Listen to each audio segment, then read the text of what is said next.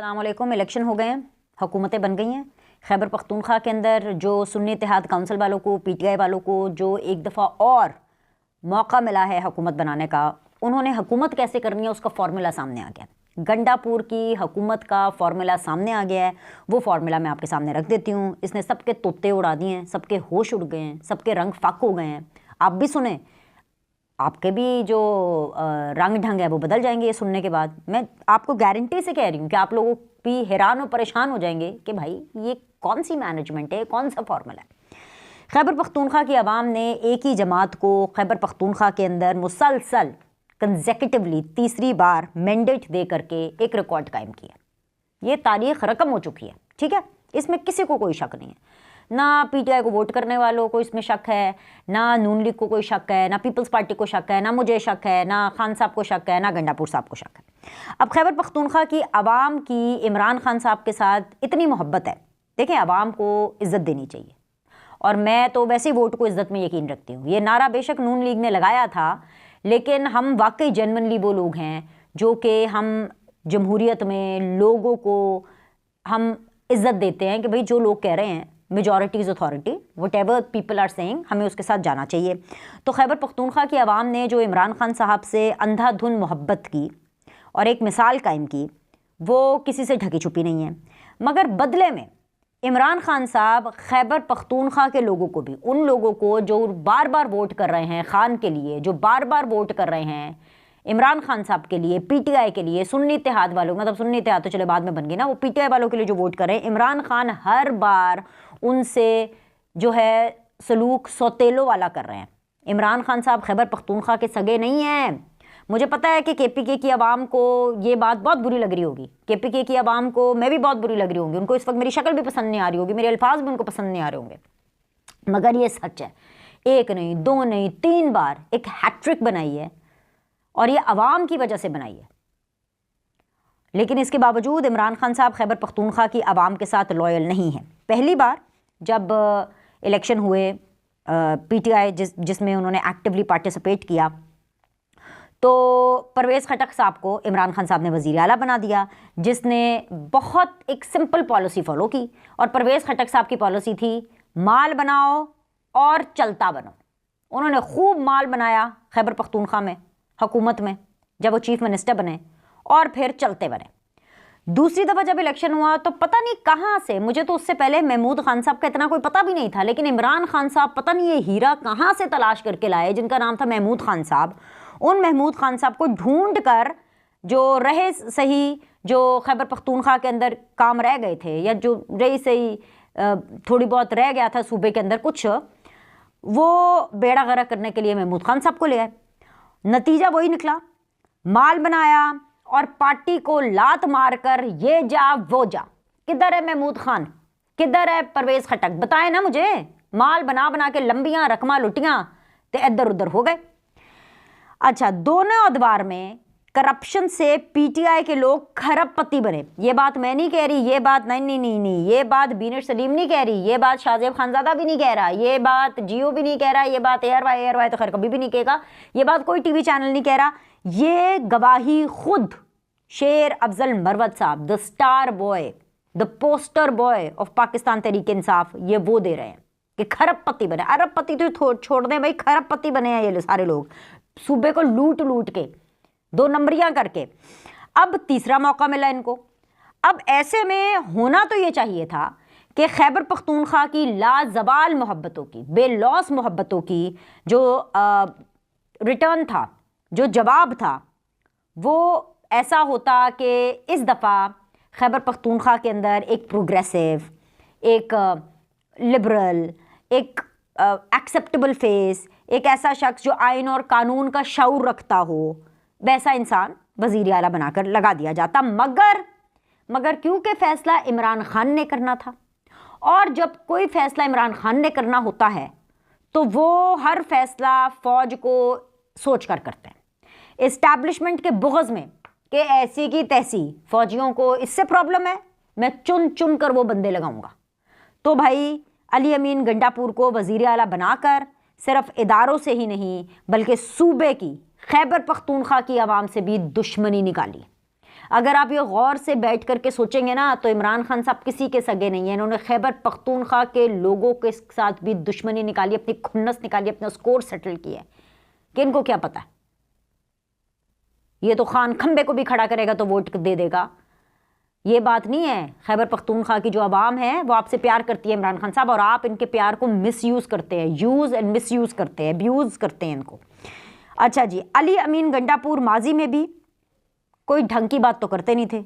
Below the belt उन्होंने बातें की, अजीब व गरीब किस्म के बयानात दिए, चाहे मरीम नवाज़ की शक्ल को लेके बयानात, उनकी सर्जरियों को लेके बयानात, उनको चपेड़े मारने के हवाले से बयानात, तो घटिया किस्म के बयानात देते रहते थे। फिर शहद की वजह से भी बड़े मशहूर थे, यानी सबको पता है कि पीने पिलाने के बड़े शौकीन हैं, क्योंकि उनका शहद नॉर्मल स्टैंडर्ड शहद से डिफरेंट है ना। वो शहद की मक्खियों वाला शहद नहीं होता, इनका टुन होने वाला शहद होता है, ठीक है। अच्छा खैर, और ऐसी बहुत सी बातें हैं, मगर इस बार बतौर चीफ एग्जीक्यूटिव वो तमाम तर हदें पार कर गए। इस दफ़ा उन्होंने ये भी नहीं सोचा कि भाई मैं इस टाइम पर चीफ मिनिस्टर हूँ, मुझे अगर ये गलती से मौका मिल गया है, ये कुर्रा अगर मेरे नाम निकल आया तो मैं कोई अकल कर लूँ, कोई शर्म कर लूँ, कोई हया कर लूँ, कोई लिमिट देख लूँ, कोई चक्कर नहीं है। आज वो डेरा इस्माइल खान में आवाम से मुखातिब थे तो किसी ने उनको सरकारी अफसरान के रिश्वत मांगने की शिकायत लगा दी कि देखिए जी ये सरकारी अफसरान रिश्वत जो है वो बड़ी मांगते हैं। तो अली अमीन गंडापुर ने एक्शन लेने के बजाय, पूरी शिकायत को ढंग से, अक्ल से, समझ बूझ से एड्रेस करने के बजाय ये सीधा सीधा हुक्म, ये फरमुदात अपने जारी कर दिए, ये हुक्म सादिर कर दिया कि आइंदा उनसे रिश्वत मांगने वालों की ना शिकायत किसी ने नहीं करनी। कोई चक्कर नहीं भाई, मुझे शिकायत नहीं करनी आपने। जो भी अफसर आपसे रिश्वत मांगे उसके सर पर एक ईंट उठाएं और वहीं उसके सर पे मार दें, ठीक है। ईंट मारकर आपने अपना स्कोर बराबर कर लेना, और अगर कोई पूछे तो नाम ले लेना कि भाई गंडापुर ने कहा था। वो जैसे एक वो चला नहीं था, वो पिछली दफ़ा क्या चला था, क्या नाम है उनका यार, क्या वो जो कराची वाले हैं कि अली जैदी, हाँ अली जैदी साहब, उन्होंने कहा था ना कोई पूछे तो कहना खान आया था। यही एक कल्ट फॉलोइंग होती है, यही तरीके होते हैं नेपोटिज्म के, और यही तरीके होते हैं नार्सिसिस्ट होने के हैं, और यही तरीके होते हैं एक कल्ट को सही तरह से अपने साथ जोड़े रखने के, कि बस डायलॉग मार दो, अगर कोई पूछे तो कहना गंडापुर ने कहा है, ये वाली सारी बातें। जी हाँ, ये है इमरान खान का चुना हुआ वो वज़ीर आला जो अपने सूबे की आवाम को रिश्वत मांगने की आड़ में सरकारी अफसरान के कत्ल का हुक्म दे रहा है। अपनी सियासत के ऐन मुताबिक मजहबी टच भी दिया, साथ में उन्होंने ये मशवरा भी दिया, और बिल्कुल फ्री में मशवरा दिया कि किसी सरकारी अफसर को कत्ल करने के बाद अगर उसके बच्चे या उसका बेटा अगर पूछे ना तो उसे कह देना कि भाई हमने तुम्हारे बाप को जहन्नुम से बचा लिया है। क्यों? क्योंकि मजहबी टच तो है ना, क्योंकि रिश्वत लेने वाला और देने वाला दोनों जहन्नुमी होते हैं, ठीक है। इमरान खान के मुंतखब करदा वज़ीर आला अली अमीन गंडापुर का आवाम से कहना था कि वो ख़ुद जहन्नुमी ना बने और ना ही उन्हें बनाए, आवाम गैरत खाए और रिश्वत खोर को मौके पर सज़ा दे। अली अमीन गंडापुर का ये रूप देख करके मैं सिर्फ एक चीज़ कह सकती हूँ कि ये जो फार्मूला, ये जो मैनेजमेंट सामने है, ये ना कि जी सूबा खैबर पख्तूनख्वा कैसे चलेगा, तो वो ऐसे चलेगा कि वहाँ पे जितने भी सरकारी मुलाजमीन हैं उनको जान के लाले पड़े होंगे, लोगों के हाथों में ईंटें होंगी, वट्टे होंगे, इनके सर होंगे सरकारी अफसरान के, और खून की बहती हुई नदियाँ होंगी। तो मैं सिर्फ ये कह सकती हूँ कि खैबर पख्तूनख्वा की आवाम के साथ मुझे हमदर्दी है, मुझे अफसोस है कि इनको मोहब्बत के बदले में इमरान खान की तरफ से एक बार फिर धोखा और नफ़रत ही मिली।